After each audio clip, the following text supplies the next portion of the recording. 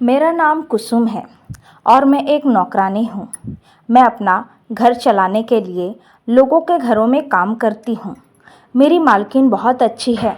वह मेरे से ज़्यादा हमदर्दी रखती थी क्योंकि मैं गरीब थी। मेरी मालकिन एक बिजनेसमैन की बेटी थी और मेरे मालिक भी एक बड़े इंसान थे।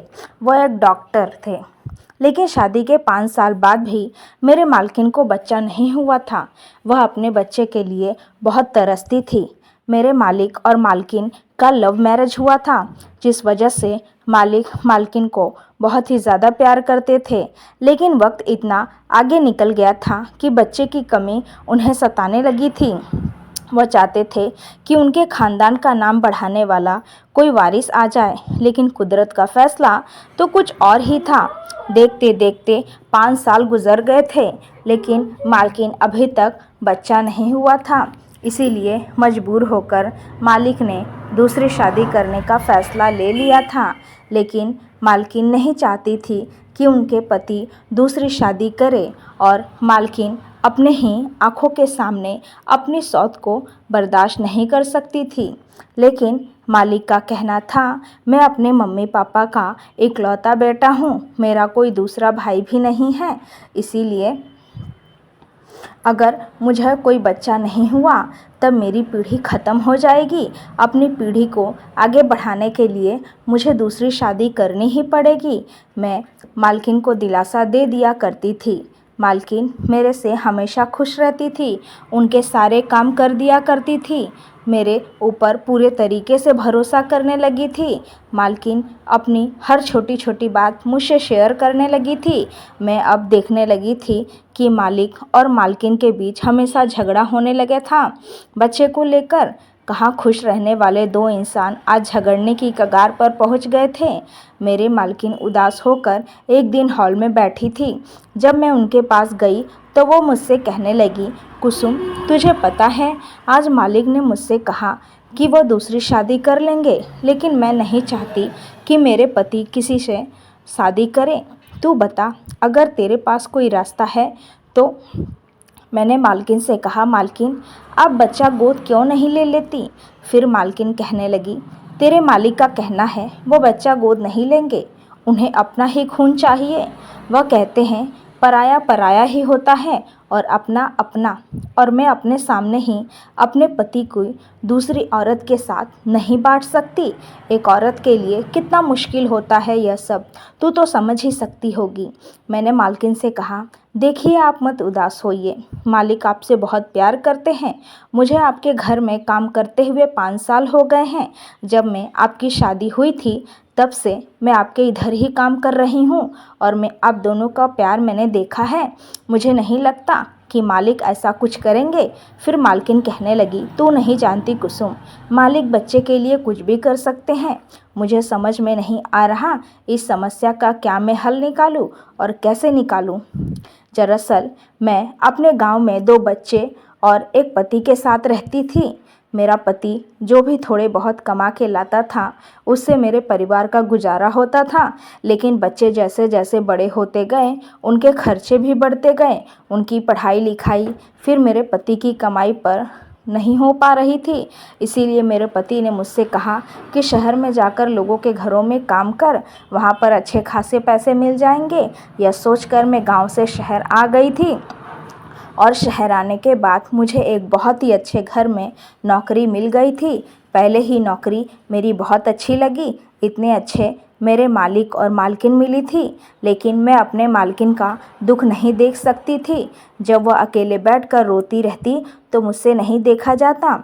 उनके लिए मैं क्या कर सकती थी मुझे समझ में नहीं आ रहा था। एक दिन मैं किचन में बर्तन साफ़ कर रही थी, तभी मालकिन मेरे पास आई और बोली कि तू इधर आ, बाहर हॉल में बैठते हैं। मैंने मालकिन से कहा, मालकिन बर्तन साफ़ कर लेती हूँ फिर आती हूँ। फिर मालकिन कहने लगी, यह बर्तन छोड़, मैं इतनी परेशान में हूँ, तुझे बर्तन ही दिखाई दे रहे हैं, बर्तन बाद में धो लेना। तू मेरे पास ज़रा बैठ, मैं तुझसे कुछ पूछना चाहती हूँ। फिर मैं और मालकिन हॉल में बैठकर बातें करने लगे। मालकिन मुझसे कहने लगी, देखो मेरे लिए एक काम करना होगा, क्या करोगी। मैंने कहा, हाँ मालकिन, आप बताइए तो सही क्या काम है। फिर मालकिन कहने लगी, नहीं, तू मेरा काम नहीं करेगी। मैंने मालकिन से कहा, मालकिन आप बता कर तो देखिए, यह नौकरानी आपका हर काम करने के लिए तैयार रहेगी। आपने मेरी इतनी जो मदद की है, हर त्योहार पर मेरे बच्चों के लिए कपड़े देती हैं, फिर मैं आपके लिए कुछ काम ना करूं, ऐसे कैसे हो सकता है। आपने मेरा बहुत साथ दिया है, बहुत मदद की है आपने। मेरे काम करने की वजह से ही मेरे पति ने अपना काम छोड़कर शराब पीने लगा है, और मैं जो पैसे भेजवाती हूँ वह शराब पीने में ही उड़ा देता है। मेरे बच्चों को अच्छे से देख भी नहीं रहा है। ऐसे में आप मेरी मदद करती हैं, मुझे ज़्यादा पैसे देकर, फिर मैं आपका काम नहीं करूँगी तो किसका करूँगी। फिर मालकिन ने मेरा हाथ पकड़ लिया और मेरी तरफ देखने लगी और कहने लगी, तेरे से आज जो मैं बात करने जा रही हूँ वह तेरे लिए सुनना बहुत मुश्किल होगा और मेरे लिए भी बताना बहुत मुश्किल है। मैं दिल पर पत्थर रख कर यह बात तुझसे बोलने जा रही हूँ। मुझे नहीं मालूम कि यह सुनने के बाद तू कैसे रिएक्ट करेगी, क्या तू मेरी बात समझेगी, मुझे नहीं मालूम। फिर मालकिन ने कहा, सिर्फ एक रात मेरे पति के साथ गुजार ले। मैंने अपना हाथ मालकिन के हाथों से छुड़ा लिया और खड़े होकर मैंने कहा, यह क्या कह रही हैं आप? आपको होश भी है? आप क्या कह रहे हैं? फिर मालकिन रोने लगी और कहने लगी, मैं क्या करूँ, तू ही बता। मुझे बच्चे नहीं हो रहे हैं, मैंने सब कुछ ट्राई मार लिया, तू तो जानती ही है, हर जगह तुझे अपने साथ लेकर ही गई थी। तूने देखा है, दवा कराया, दुआ कराया, टोना कराया, टोटका करा लिया, सब कुछ करा के मैंने देख लिया, लेकिन देखते देखते 5 साल गुजर गए। अब मेरे पति दूसरी शादी करने की बात करने लगे हैं। मैं अपनी सौत को अपनी आंखों के सामने बर्दाश्त नहीं कर सकती। मैं हर रोज़ उसे देखकर नहीं तड़प सकती। एक दिन तड़प लूँगी, वह बर्दाश्त हो जाएगा मुझे, लेकिन हर रोज़ का तड़पना मेरे लिए मंजूर नहीं है। तू जानती है, मालिक कहते हैं मैं दूसरी शादी तो कर लूँगा, लेकिन दूसरी शादी से सिर्फ बच्चा ही लूँगा, लेकिन प्यार वो मुझसे ही करेंगे, उनका कहना है। लेकिन तू तो जानती ही है मर्द की फितरत किस तरीके से बदल जाती है। जब वह औरत बच्चा पैदा करके उन्हें दे देगी ना, तब मेरे पति मुझे धीरे धीरे भुला देंगे, और मैं यह नहीं चाहती। मैं अपने पति को किसी दूसरी औरत के साथ नहीं बांट सकती। मैं तेरे से यह बात सिर्फ इसीलिए कह रही हूँ क्योंकि मैं जानती हूँ तू ही मेरा काम कर सकती है। अगर मैं बाहर किसी को भी यह बात कहूँ तो यह बात लीक हो सकती है और हमारे बारे में अफवाहें उड़ सकती है। लोग तरह तरह की बातें करने लगेंगे। तू तो जानती ही है, समझ सकती है हमारी कितनी इज्जत है, हम कितने बड़े लोग हैं। देखो, तुम चिंता ना करो, इस काम में मैं तुम्हें 60 लाख रुपए दूंगी, तुम बस मेरा यह काम कर लो। मालकिन ने जैसे ही 60 लाख रुपए की बात की, मेरी तो नीयत ही बदल गई। 60 लाख मैंने कभी नहीं देखे थे अपने जीवन में, और 60 लाख की बात सुनते ही मेरा गला सूख गया। मैं झट से पानी पीने लगी। तब मालकिन कहने लगी, क्या हुआ कुसुम तुझे? मैंने कहा, कुछ नहीं मालकिन। फिर मालकिन ने कहा, तू ठीक तो है ना? मैंने कहा, हाँ मालकिन। फिर मैंने मालकिन से कहा, मालकिन आप सच में मुझे 60 लाख रुपए देंगी? फिर मालकिन ने कहा, हाँ मैं दूंगी, अगर तू मेरा यह काम कर देगी तो। मुझे बच्चा पैदा करके दे देगी, तब मैं तुझे 60 लाख रुपए दे दूंगी। तेरे लिए 60 लाख पूरी ज़िंदगी बदल के रख देगी, और मुझे उम्मीद भी है तू यह करने के लिए तैयार भी हो जाएगी। मैंने मालकिन से कहा, मालकिन अगर आप चाहती हैं कि मैं एक रात मालिक के साथ गुजारूं तो इसके लिए तो मैं तैयार हूं, लेकिन मुझे मेरे पति से पूछना तो पड़ेगा ना, वह क्या कहते हैं। उनसे बिना पूछे मैं यह काम नहीं कर सकती, और मालिक तैयार होंगे इस काम के लिए। फिर मालकिन ने कहा, उसकी चिंता तू ना कर, अगर वह दूसरी शादी करने के लिए तैयार हो सकते हैं तो सिर्फ एक रात के लिए तैयार तो हो ही जाएंगे। मुझे पूरी उम्मीद है। देख, तू अपने पति से बात कर ले कि क्या कहता है, और यहाँ पर मैं अपने पति से बात कर लेती हूँ। फिर मालकिन ने जैसा कहा था, मैं तुरंत अपने पति को फ़ोन लगा दी और उनको यह सारी बात बता दी। तब मेरी बात सुनकर मेरे पति ने फ़ौरन हाँ कह दिया। एक रात उस आदमी के साथ गुजार लूँ। तू मेरे पति ने जब यह कहा था ना, मुझे अपने पति पर बहुत गुस्सा आया था, पता नहीं क्यों। एक पति अपनी ही पत्नी को दूसरे मर्द के साथ कैसे बांट सकता है? क्या मेरे पति को दर्द नहीं होगा? क्या वह बर्दाश्त कर पाएगा कि उसकी पत्नी किसी गैर मर्द के साथ एक रात गुजारेगी? फिर मैंने कहा, तुमने तो बहुत जल्दी ही हाँ कर दी। फिर मेरा पति कहने लगा, देखो कुसुम, ऐसा मौका बार बार नहीं आएगा और इतने पैसे तू अपने जीवन में कभी नहीं कमा पाएगी। एक रात के 60 लाख रुपए मिल जाएंगे। बच्चा ही तो पैदा करना है, बच्चा पैदा करके दे दे। फिर मैंने फ़ोन रख दिया। मालकिन को आकर मैंने बताया कि मेरा पति इस काम के लिए मान गया है। फिर मालकिन ने भी खुशी खुशी कहा कि मेरे पति भी मान गए हैं। लेकिन मैं जानती थी, मालकिन तो बाहर से ही खुश दिखाई दे रही थी, अंदर तो उनके दिल में लावा फूट रहा था। अब रात का वक्त हो गया था। मैं मालिक के कमरे में जाने के लिए तैयार थी और मालिक भी अब कमरे के अंदर ही थे। बाहर मालकिन ने मुझे समझाया कि तू जा। मालकिन के हाथों में मैंने नींद की गोलियां देखी। मैंने मालकिन से कहा, यह नींद की गोलियां आपकी तबीयत ठीक नहीं है क्या मालकिन? मालकिन ने कहा, आज रात मेरे लिए बहुत कष्टदायक है, इसीलिए नींद की गोली का सहारा लेकर मैं पूरी तरीके से सोना चाहती हूँ। मैं नहीं चाहती कि मैं जागी रहूं और मुझे बार बार मुझे शर्म आ रही थी। मैं उससे नजरें भी नहीं मिला पा रही थी। बहुत दिनों तक मैंने उसको कभी भी कुछ नहीं बोला। फिर एक दिन मेरे पति जब काम पर चले गए तब वह नीचे वाले पोर्शन में आ गया था और मेरे कमरे में आते ही उसने दरवाजा बंद कर दिया और यह सब देखकर मैं घबरा गई और मैंने रवि से कहा, तुरंत दरवाजा खोलो नहीं तो मैं चिल्लाने लगूंगी। रवि ने कहा, देखो बैठी थी और तुम हाइपर क्यों हो रही हो? मैं यहाँ पर कुछ करने के लिए नहीं आया हूँ। मैं बस इतना पूछने के लिए आया हूँ कि तुम मुझसे बात क्यों नहीं कर रही हो? तुम मुझसे नाराज हो?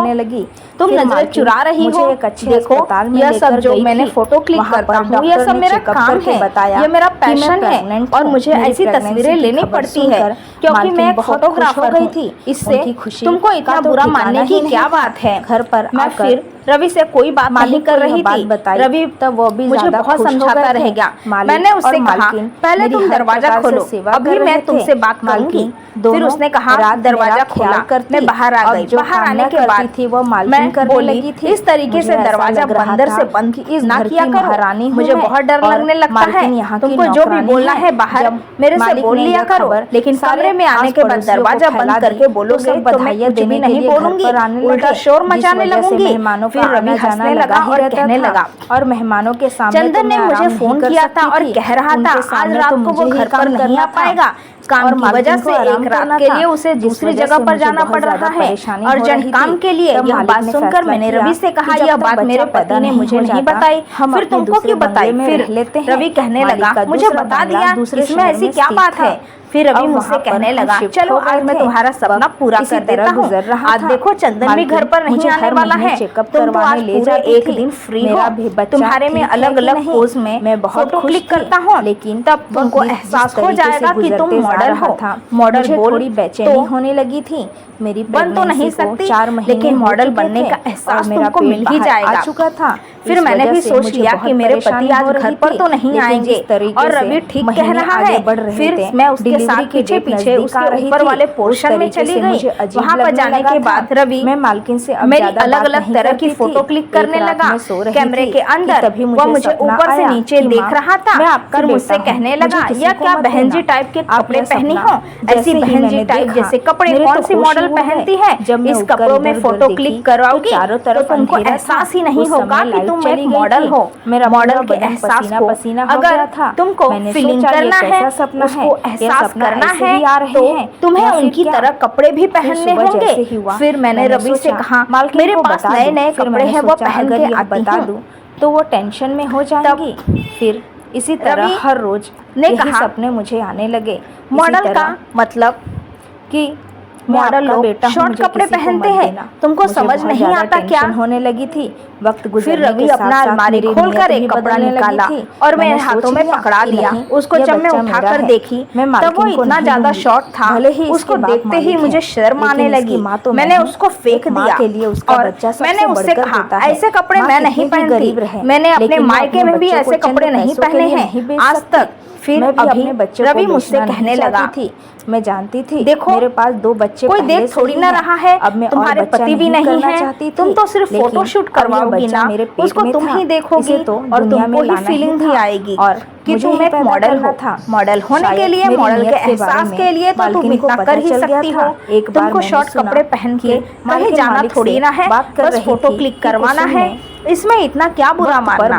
फिर मैंने सोचा चलो तो पहन ही लेती हूँ। फिर अंदर वाले कमरे में मैं जाकर वह कपड़े पहन कर आई। जैसे ही मैं बाहर आई, रवि मुझे इस तरीके से देख रहा था और जैसे कि उसे तो हम 60 लाख अभी मुझे पकड़ लेगा, लेकिन फिर वो मुझसे अलग अलग तरीके से पोज देने के लिए बोलता और इस बहाने से वो मुझे अलग अलग जगह टच किया कर रहा था और मेरा फोटो क्लिक कर रहा था। उसके टच से मैं परेशान हो गई थी, लेकिन फिर पैदा करके हमें दे देना। मॉडल और मॉडलिंग के लिए यह सब तो करना ही पड़ता है। आखिर वो मुझे पोज देने के लिए ही तो कह रहा है, मुझे पोज हमें जानती हो देना ही नहीं आ रहा, तभी तो मुझे टच करके मेरा हाथ कभी ऐसा करता तो कभी यहाँ रखता तो वहाँ रखता।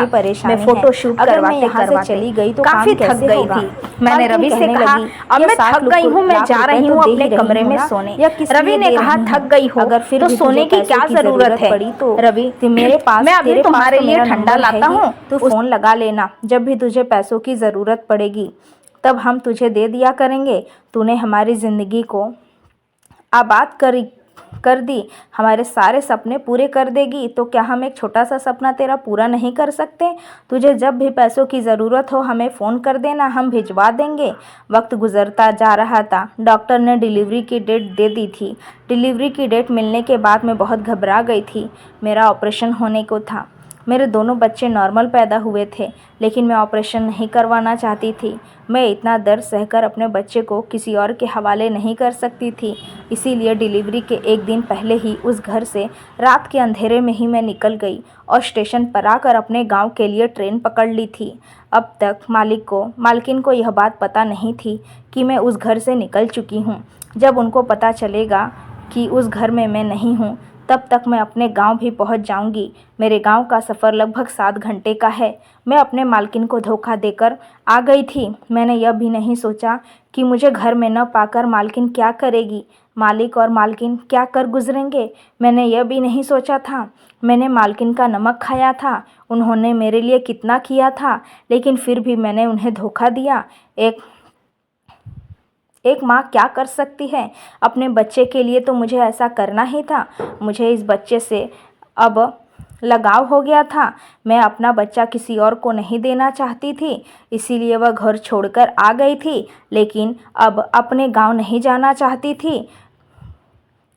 अगर मेरे पति को पता चल गया कि यह बच्चा लेकर भाग आई हूँ, तब मेरे से वो बच्चा लेकर मालिक को दे आता और उनसे पैसे ले लेता, लेकिन मैं नहीं चाहती थी कि मेरा पति वह बच्चा दे। फिर मैं जैसे तैसे कर के एक दाई के पास पहुंची जो बच्चे पैदा करवाती थी। मुझे उसकी खबर पहले से ही थी, जो बच्चे पैदा करवाती थी।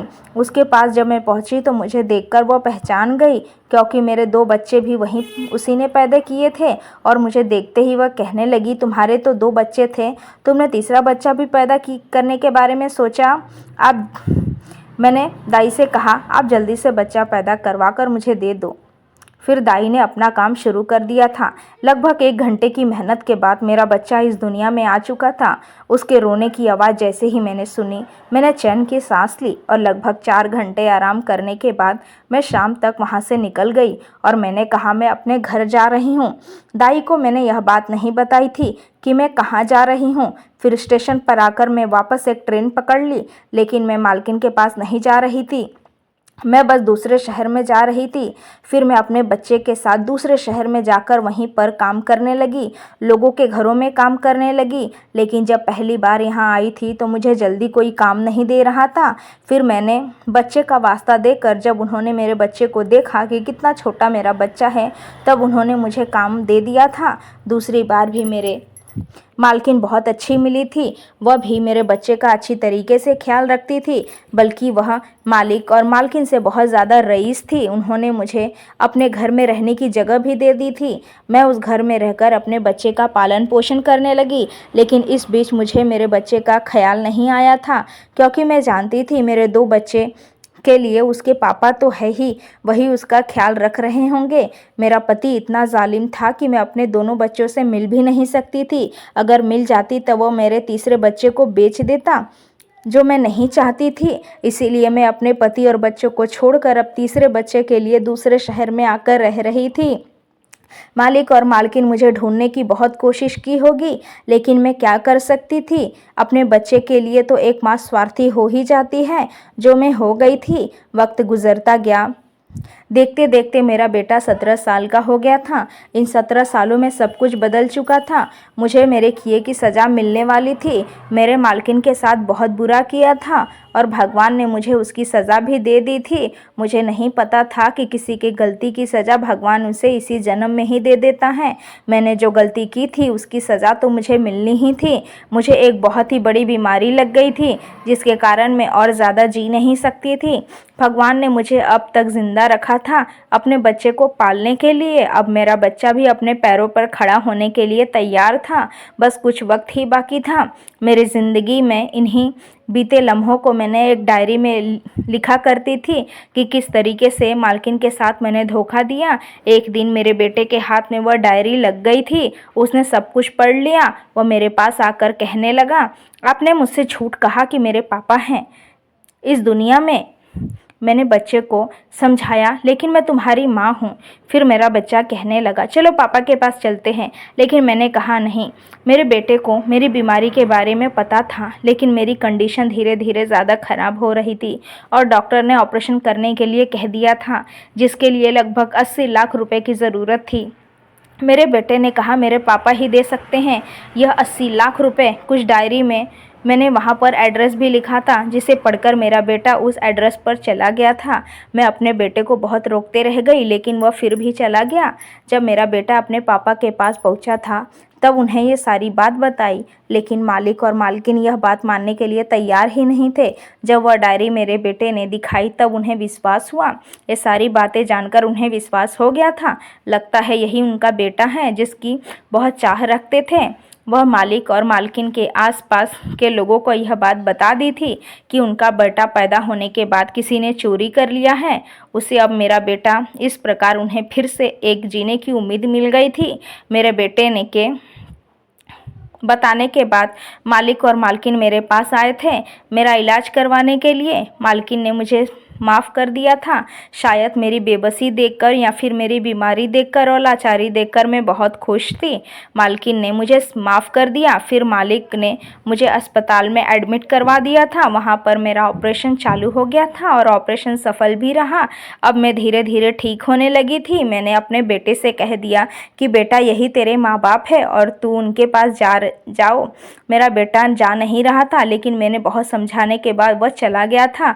मैंने कहा मालिक और मालकिन अपने बेटे को पाकर बहुत खुश थे और कुछ दिनों के बाद मेरे बच्चे को भी कहीं से खबर मिल गई थी, जिसके बाद वो मेरे से मिले थे और उन्होंने मुझे बताया कि पापा 5 साल पहले ही हमें छोड़कर दुनिया से चले गए।